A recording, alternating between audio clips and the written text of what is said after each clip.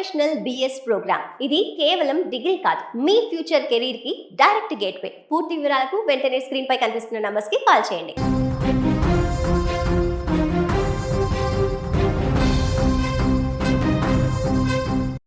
పవిత్ర పుణ్యక్షేత్రమైన అరుణాచలంలో వరుసగా ఘటనలపై CM Vijay serious అయినట్లు తెలుస్తోంది. ఇప్పటికే అరుణాచలంపై ఫోకస్ పెట్టాలని పెరుగుతున్న డిమాండ్ల నేపథ్యంలో సీఎం రంగంలోకి దిగినట్లు తెలుస్తోంది. ఇప్పటికే అరుణాచలంలో వరుసగా ఘటనలతో పాటు తాజాగా 2 యువతులపై సామూహిక అత్యాచారం జరగడం ఇప్పుడు చర్చనీయాంశంగా మారింది. దీంతో అరుణాచలం వ్యవహారం విజయ్ ప్రభుత్వానికి సవాల్గా మారింది. ఈ నేపథ్యంలో అరుణాచలం ఘటనపై విజయ్ ఎలాంటి నిర్ణయం తీసుకోబోతున్నారనేది సర్వత్రా ఉత్కంఠ నెలకొంది. ఇక ఇదే అంశానికి సంబంధించి మరింత సమాచారాన్ని మా బ్యూరో చీఫ్ విజయ్ అందిస్తారు. విజయ్ చెప్పండి, విజయ్ సీఎం అయ్యాక తొలి సంతకాల్లో మహిళలకు ప్రాధాన్యత ఇచ్చారు, కానీ విజయ్ సీఎం అయ్యాకే మహిళలపై వరుసగా ఘటనలు జరుగుతున్నాయి. ఇది విజయ్ ప్రభుత్వంపై ఎలాంటి ఎఫెక్ట్ పడనుంది? దీనిపై విజయ్ ఎలా స్పందించబోతున్నారు? అరుణాచలంలో జరిగినటువంటి రీసెంట్ గా జరిగిన ఇన్సిడెంట్స్ అంటే సామూహికంగా అత్యాచారం చేయడం, అందులోనూ 48 గంటల్లో 2 మహిళల మీద, అందులోనూ భక్తుల మీద జరిగినటువంటి ఘటనతో ఒక్కసారిగా తమిళనాడు ప్రభుత్వం ఉలిక్కిపడిందనే చెప్పాలి. విజయ్ ముఖ్యమంత్రి అయ్యాక తాను చేసినటువంటి 4 సంతకాల్లో 2వ సంతకం మహిళల భద్రతకు సంబంధించినటువంటిది. ఆ ఫైల్ మీదే సంతకం చేశారు. అంటే ఎక్కడా కూడా ఈవిటీజింగ్ కానీ, లేదంటే ఇలా అత్యాచారం కానీ, కిడ్నాప్స్ కానీ ఇలాంటివి జరగకుండా మహిళలకు భద్రత పెంచే అంశం మీద చాలా సీరియస్ గా తమ ప్రభుత్వం ఉంటుంది. దీనికోసం ప్రత్యేకంగా షీ టీమ్స్ లాంటి విభాగాన్ని కూడా ఏర్పాటు చేస్తూ ఆయన సంతకం చేసినటువంటి పరిస్థితి. అయితే విజయ్ సీఎం అయిన నెల రోజుల వ్యవధి లోపలే, అందులోనూ దక్షిణ భారతదేశంలోనూ ఒక రకంగా చెప్పాలంటే దేశవ్యాప్తంగా ఉన్నటువంటి శైవ క్షేత్రాల్లో ప్రధానమైనటువంటి శైవ క్షేత్రాల్లో ఒకటిగా ఉన్న పుణ్యస్థలమైన అరుణాచలంలోనే భక్తుల మీద ఇలాంటి సామూహిక అత్యాచారాలు జరగడం, అందులోనూ గిరి ప్రదక్షిణ చేస్తున్నటువంటి భక్తుల మీదే ఈ ఇన్సిడెంట్ జరగడం అనేది ఇప్పుడు విజయ్ ప్రభుత్వానికి ఒక పెద్ద సవాలుగా మారిందనే చెప్పాలి.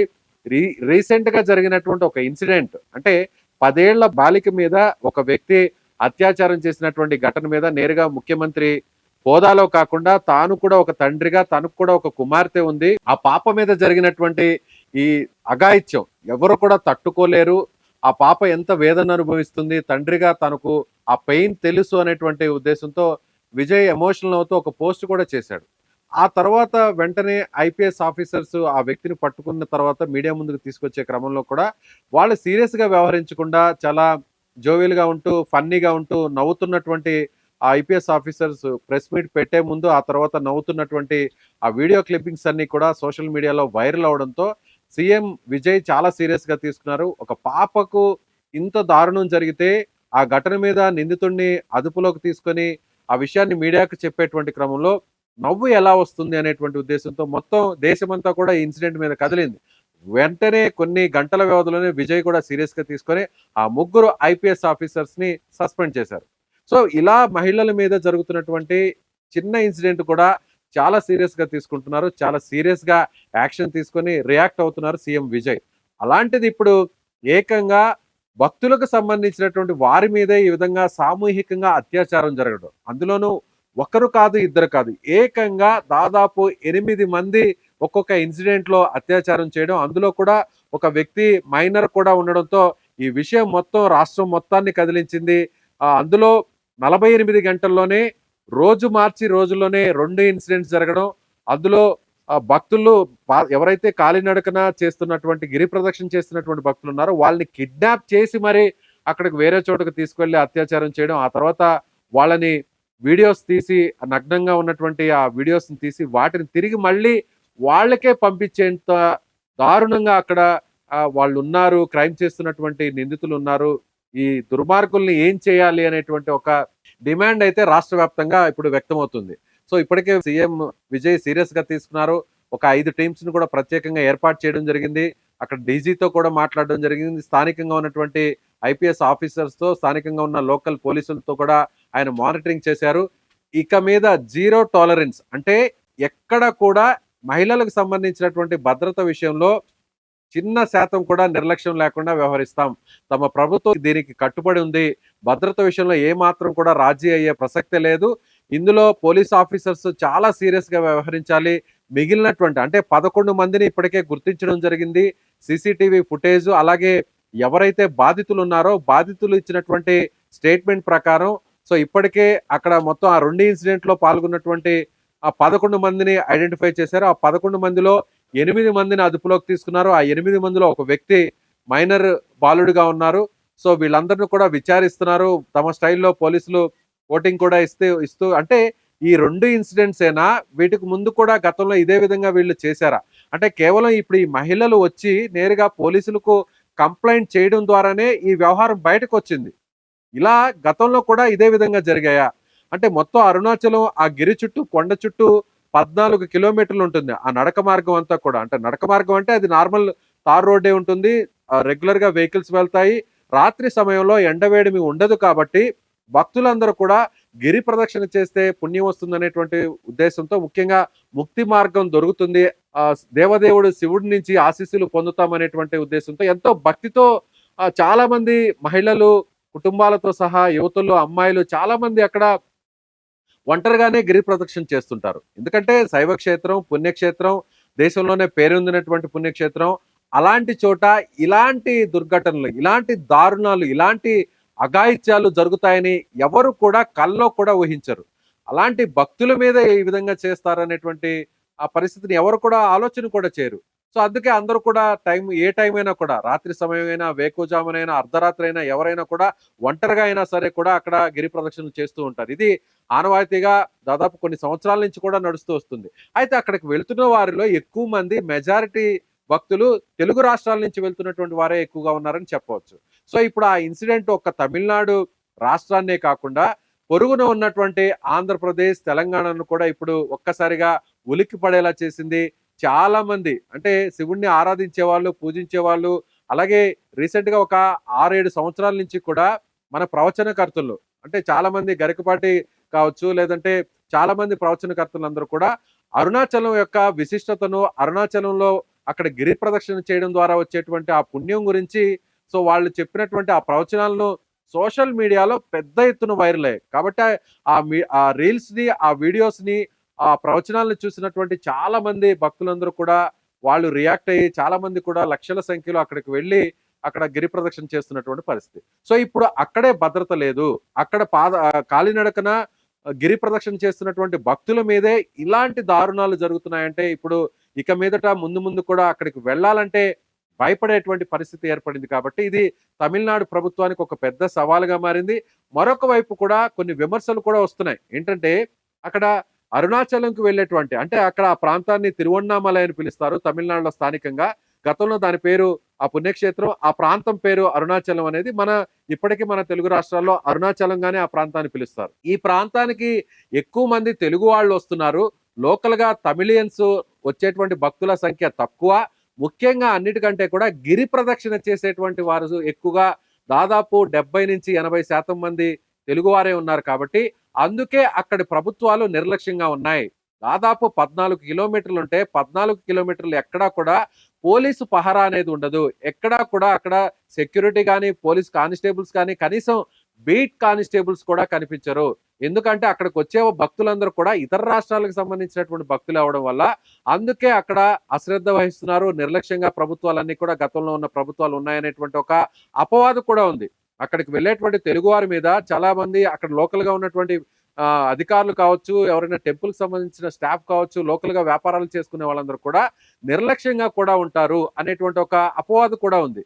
కాబట్టి ఇప్పుడు విజయ్కి ఇది ఒక సవాల్గా మారిందని చెప్పాలి. ఎందుకంటే విజయ్ గెలుపులో కూడా కీలకంగా ఇక్కడ తెలుగు ఆనవాళ్ళు ఉంది, తెలుగు మూలాలు ఉన్నటువంటి చాలా మంది ఓటర్స్ అందరూ కూడా అక్కడ వెళ్ళి సెటిల్ అయిన వాళ్ళందరూ కూడా సో ఇప్పుడు విజయ్ని గెలిపించారు. కాబట్టి ఇప్పుడు అలాగే విజయ్ని అభిమానించేటువంటి వారందరూ కూడా తెలుగు రాష్ట్రాల్లో ఫ్యాన్స్, అభిమానులందరూ కూడా ఉన్నారు. కాబట్టి విజయ్ ఈ వ్యవహారాన్ని సీరియస్ గా పరిగణించారు. అందుకే ఆయన రియాక్ట్ అయ్యారు. కాకపోతే ఇప్పుడు పట్టుకున్నటువంటి వీళ్ళందరినీ కూడా, ఎవరైతే ఇప్పుడు పట్టుకున్నటువంటి నిందితులు ఉన్నారో, ఇంత దారుణానికి పాల్పడినటువంటి వ్యక్తులు ఉన్నారో, భక్తుల మీదే గిరి ప్రదక్షిణ చేస్తున్నటువంటి భక్తుల మీద ఈ విధంగా సామూహికంగా అత్యాచారం చేయడం లాంటి ఘటన గతంలో కూడా ఎక్కడ పెద్దగా జరగలేదు. అంటే సామూహిక అత్యాచారాలు జరిగాయి, క్రైమ్స్ జరిగాయి, కానీ ఎక్కడో మారుమూలో వేరే చోట్ల రకరకాల చోట్ల జరిగి ఉండొచ్చు. కానీ పుణ్యస్థలంలో, పుణ్యక్షేత్రంలో, గుడి ప్రాంతంలో, గుడికి దగ్గరలో ఉన్నటువంటి ఆ కాలినడకన ఏదైతే గిరి ప్రదక్షిణ చేసేటువంటి ఈ ప్రాంతంలో అక్కడ గిరి ప్రదక్షిణ చేస్తున్న భక్తుల మీదే ఇలాంటి అఘాయిత్యాలు జరగడం అనేది బహుశా దేశ చరిత్రలో ఇది అత్యంత అరుదైనటువంటి ఘటన కాబట్టి సో ప్రభుత్వం కూడా దీన్ని చాలా సీరియస్ గా తీసుకోవాల్సినటువంటి డిమాండ్ అయితే పెరుగుతుంది. అటు ప్రతిపక్షాలు కూడా ఇప్పటికే అక్కడ విమర్శిస్తున్నారు, విజయ్ మీద కౌంటర్లు వేసేటువంటి పరిస్థితి. అక్కడ మీడియాలోను సోషల్ మీడియాలో కూడా పెద్ద ఎత్తున విజయ్ దీని మీద సీరియస్ గా తీసుకొని ఎవరైతే అరెస్ట్ అయినటువంటి వారిని వాళ్ళ మీద యాక్షన్ ఇమీడియట్ గా తీసుకోవాలి, అవసరమైతే ఎన్కౌంటర్లు కూడా చేయాలనేటువంటి ఒక డిమాండ్ మహిళల వైపు నుంచి అక్కడ తమిళనాడులోను తెలుగు రాష్ట్రాల నుంచి కూడా వస్తుందనే చెప్పాలి. మరొక విషయం కూడా చెప్పాలి దీపిక, విజయ్కి ఓటింగ్ పెరగడానికి, విజయ్కు ఆ స్థాయిలో గెలుపు రావడానికి కీలకం అక్కడ యువత, అలాగే మహిళలు పెద్ద ఎత్తున ఓట్లు వేశారు కాబట్టి ఊహించిన విధంగా విజయ్కి ఈ విజయం సాధ్యమైంది. అనూహ్యంగా అటు అక్కడ సర్వే సంస్థలు, ఎగ్జిట్ పోల్స్ ఎవరు కూడా చెప్పలేనటువంటి ఎవరు కూడా ఇవ్వలేనటువంటి రిజల్ట్ ని ఈ స్థాయిలో అక్కడ ప్రజలు ఓటర్లు ఇచ్చారంటే అందులో కీలకమైనటువంటి పాత్ర మహిళలది కాబట్టి సో ఖచ్చితంగా విజయ్ మీద ఆ ఒత్తిడి ఇప్పుడు పెరుగుతుంది. విజయ్ ఏం చేయబోతున్నారు? సో అరుణాచలం మీద ఫోకస్ పెట్టాలి, భద్రతను పెంచాలి, సెక్యూరిటీని పెంచాలి, భక్తుల మనోభావాలను గౌరవించాలి, అక్కడ ప్రత్యేకంగా కొన్ని టీమ్స్ ని ఏర్పాటు చేయాలి. ఇవన్నీ కూడా మానిటరింగ్ చేసేటువంటి పరిస్థితి. కాబట్టి ఇప్పుడు అరుణాచలం ఇష్యూ సీఎం విజయ్ కి చాలా సవాలుగా మారిందని చెప్పవచ్చు దీపిక. ఇక ఈ ఘటనతో అయినా గిరి ప్రదక్షిణ మార్గంలో సీసీ కెమెరాలు కానీ, పోలీస్ పెట్రోలింగ్ కానీ, మహిళా భద్రత చర్యలు పెంచే దిశగా ప్రభుత్వం ఏమైనా ప్రత్యేక నిర్ణయాలు తీసుకునే అవకాశం ఉందా? ఖచ్చితంగా దీపిక. అంటే ఈ 2 ఇన్సిడెంట్స్ కంటే ముందు గతంలో కూడా అక్కడ చాలా క్రైమ్స్ జరిగాయి. కొన్ని నెలల కిందట మన తెలుగు రాష్ట్రానికి సంబంధించిన, తెలంగాణకు సంబంధించినటువంటి యాదాద్రి జిల్లా ప్రాంతం, ఆ ప్రాంతానికి సంబంధించినటువంటి ఒక వ్యక్తి, ఒక భక్తుడు, ఒక యువకుడు సో ఒక్కడే ఒంటరిగానే అక్కడ గిరి ప్రదక్షిణ చేస్తున్నటువంటి సమయంలో తెల్లవారుజామున 3 గంటల సమయంలో గిరి ప్రదక్షిణ చేస్తుండగా కొంతమంది దొంగలు అక్కడికి నేరుగా గిరి ప్రదక్షిణ చేస్తున్నటువంటి ఆ అబ్బాయి మీద బైక్ లో వచ్చి అటాక్ చేయడం, కత్తితో పొడిచిన తర్వాత తన దగ్గర ఉన్నటువంటి ఆ బ్యాగును అలాగే నగదును కూడా దొంగిలించి అక్కడి నుంచి వెళ్ళిపోయారు. వెళ్తూ అత్యంత కిరాతకంగా వాళ్ళని అటాక్ చేయడంతో, పొడవడంతో, కత్తితో దాడి చేయడంతో అతను ప్రాణాలు కూడా పోగొట్టుకున్నటువంటి పరిస్థితి. సో అప్పట్లోనే ఇది ఒక సంచలనంగా మారింది. అయినా కూడా అక్కడ ప్రభుత్వాలు, అధికారులు హత్య జరిగింది, భక్తుల మీద హత్య చేసినా కూడా ఎందుకు ఇంత నిర్లక్ష్యంగా వ్యవహరిస్తున్నారు? కేవలం తెలుగు వాళ్ళు అక్కడికి వెళ్తున్నారు, అక్కడికి గిరి ప్రదక్షిణ చేసే వారందరూ కూడా తెలుగు వాళ్లే కాబట్టి, స్థానికుల సంఖ్య తక్కువగా ఉంది కాబట్టి తెలుగు వాళ్ళ మీద ఎందుకు ఇంత నిర్లక్ష్యం అనేది ఇప్పుడు అందరిలో కూడా అక్కడికి వెళ్తున్నటువంటి ఆ భక్తుల్లో అభిప్రాయం అయితే పెరుగుతుంది. ఇది విజయ్ ప్రభుత్వానికి ఒక వ్యతిరేకంగా మారకముందే ప్రభుత్వం అలర్ట్ అవ్వాల్సినటువంటి అవసరం ఉంది. కాబట్టి దారి మార్గంలో కూడా అంటే పెద్ద ఎత్తున సీసీటీవీలను బిగించాలి. అన్నిటికంటే కూడా ప్రజల్లో, ముఖ్యంగా అక్కడికి వచ్చేటువంటి భక్తుల్లో వాళ్ళలో ఆ విశ్వాసాన్ని పెంచాలి. ఎక్కడైనా పుణ్యక్షేత్రానికి వెళ్ళాలంటే అక్కడికి వెళ్ళిన తర్వాత అక్కడున్న భగవంతుడిని దర్శనం చేసుకున్న తర్వాత, లేదంటే ఈ 14 కిలోమీటర్లు గిరి ప్రదక్షిణ చేయాలంటే చాలా శ్రమతో కూడుకున్నటువంటి విషయం. ఎందుకంటే 14 కిలోమీటర్లు ఆ దేవుడి మీద భక్తితో నడవడం అంటే అంత ఆషామాషిగా ఉండేటువంటి వ్యవహారం కాదు. అలాంటి భక్తులు అంత విశ్వాసంతో అక్కడికి వెళ్తుంటే, అక్కడికి వెళ్ళిన వారి మీద ఈ విధంగా దుర్మార్గులు ఇంత అఘాయిత్యానికి పాల్పడుతున్నారంటే ఇక భవిష్యత్తులో ముందు ఎవరైనా కూడా అక్కడికి వెళ్ళాలంటే భయపడాల్సినటువంటి పరిస్థితి. ఎందుకు మనం అక్కడికి వెళ్ళడం? ఇలాంటి వార్తలు చూసినప్పుడు, ఇలాంటి ఇన్సిడెంట్స్ చూసినప్పుడు అక్కడ మహిళలకు భద్రత లేదు, ఎవరికి అక్కడ కాలినడకన గిరి ప్రదక్షిణ చేస్తున్న భక్తుల మీద ఇలాంటి దారుణాలు జరుగుతున్నాయంటే వాయిదా వేసుకుందామేమో అనేటువంటి ఒక భయం ఏర్పడేటువంటి పరిస్థితి ఉంది. కాబట్టి ప్రభుత్వం ఇది చాలా సీరియస్ గా తీసుకోవాలి. ప్రభుత్వానికి సంబంధించి కూడా ఇది ఖచ్చితంగా ఒక మచ్చగా మారక ముందే విజయ్ కూడా దీన్ని సీరియస్ గా తీసుకోవాల్సినటువంటి అవసరం ఉందనే డిమాండ్ కూడా పెరుగుతుంది. సో దీని మీద ఏ విధంగా విజయ్ ఇమీడియట్ గా నిర్ణయం తీసుకుంటారో కూడా అందరూ కూడా వేచి చూస్తున్నారు. ప్రస్తుతానికైతే కొన్ని టీమ్స్ ని ఏర్పాటు చేశారు, పోలీసుని అలర్ట్ చేశారు. సో ముందు ఇలాంటి ఘటనలు జరగకుండా విజయ్ ఏం చేయబోతున్నాడు, విజయ్ అరుణాచలం మీద సీఎం విజయ్ ఏ విధంగా ఫోకస్ పెట్టబోతున్నాడు అనేది కూడా మనం చూడాల్సినటువంటి పరిస్థితి Deepika. Right Vijay, thank you. ఇక పవిత్ర పుణ్యక్షేత్రమైన అరుణాచలంలో చోటు చేసుకున్న ఈ ఘటన భక్తులను తీవ్ర భయాందోళనకు గురిచేస్తోంది. మహిళల భద్రత, భక్తుల రక్షణ విషయంలో ప్రభుత్వం ఎంత వేగంగా ఎంత కఠినంగా స్పందిస్తుందన్నదే ఇప్పుడు కీలకంగా మారింది. సీఎం విజయ్కు ఇది కేవలం శాంతి భద్రతల అంశం మాత్రమే కాదు, ఆయన పాలనా సామర్థ్యానికి కూడా ఒక పెద్ద పరీక్షగా మారింది. ఈ కేసులో ప్రభుత్వం తీసుకునే చర్యలపై భక్తులు, ప్రజలు, రాజకీయ వర్గాల చూపు నిలిచింది.